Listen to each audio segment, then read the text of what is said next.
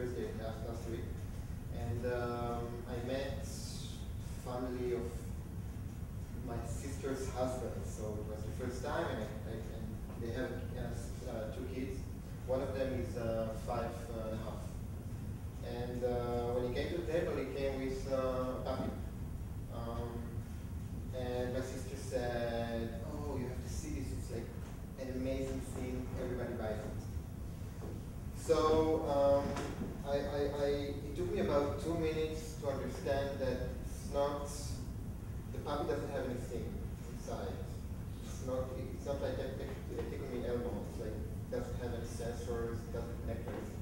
Because they all the time when they try to explain it, they said you connect to the computer.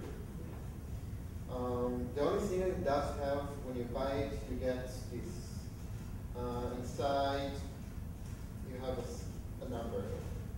And this number, after you put it in the side, which I'll show you in a second, it's valid for 1 year. I know that you can trade your Webkinz toys. I didn't do it, so I can't exactly tell you how it works and everything, but so this is one of the things. In general, what happens is after you put a number inside, you get a username, you get a password, you get a room. And suddenly your pet, which in this case I'll see a gray or an elephant in the room. I can move him around, I can buy things. Again, I'll show you in a second. It's all about buying. You play and you buy. I personally had some issues with it. I think I come from a bit of a different way of living. We don't buy so much in Israel. There's not so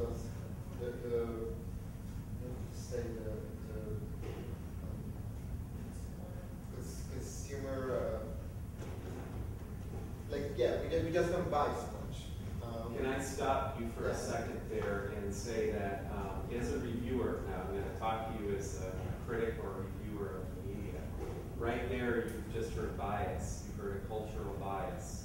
And so it's really important to understand your own bias when you look at a toy. You may hate Jerry Seinfeld or whatever, or you may be against consumerism, or you may be against Barbie and feminism, you know, what they've done to you know, the Bratz kind of idea of shaping culture. The key to being a good designer and a good reviewer is to understand your own bias, so to look within. So it starts with there, and then you say, well, what I see with this is that it's as much about collecting, which is developmentally appropriate, and that's a play pattern. And you collect coins, and then you use those coins. So one person's consumerism could be another kid's collecting. That said, Ilan's right. There's a lot of buying and so on. But so I think that identifying, I'm not saying don't have bias. Please don't get me wrong. Everyone's born with bias, your own cultural perspective. What is critical is for you to recognize when you're looking at interactive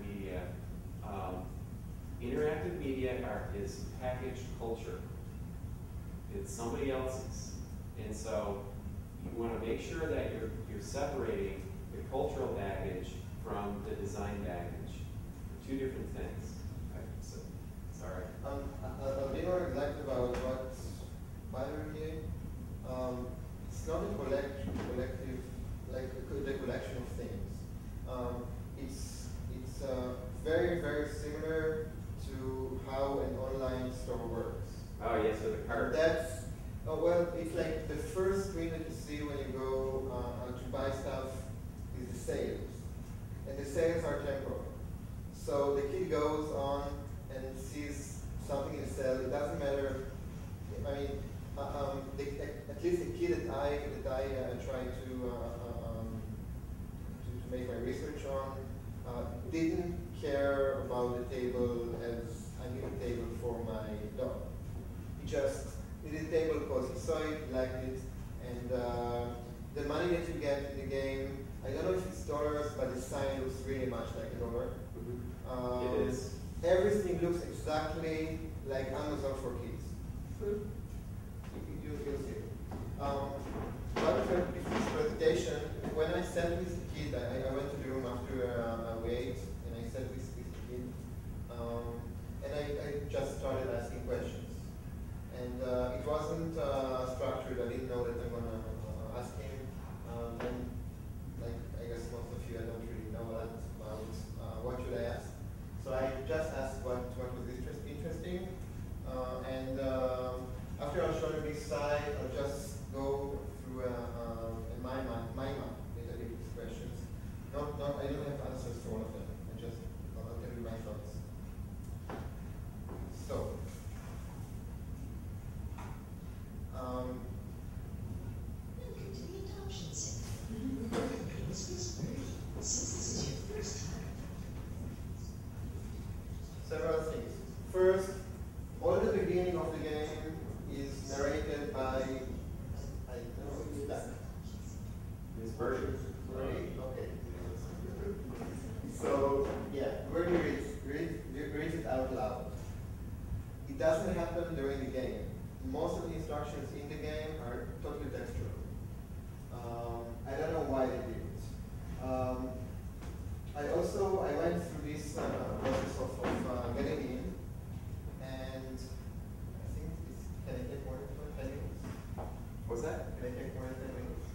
Just compress as fast as you can, sort of like my drive in. Try to compress 20 minutes into 10 minutes. So I'll just tell you what happens.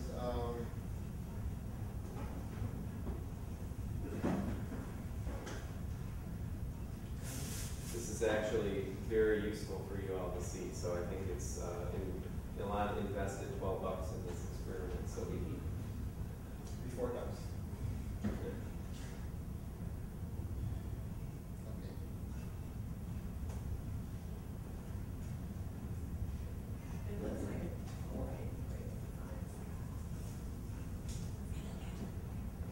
So is it Zoom? I call it Webkinz. I noticed that he's now here and his ball over there. So when you log in the first time and you ask him to put your code, you have all the explanations that the Mr. Bird gives. And it's something that I'm sure that most of the kids, at least the younger kids, or the first time they do it with their products. Because it's kind of a long process because you have to say accept for a registration and you have to read a lot. So it's kind of a beginning. I don't have time to go through it, so just show you this. To move my pet, I click on it and I click on a place and just goes there. Here I have my stuff that I bought. These are, except for the TV, all the stuff I had from the beginning, just got them. So for example, I can drag a chair and then press on the chair and turn it around. So it's very basic functionality. I can move it to another place. I can press remove and it comes down back here. I can take my pets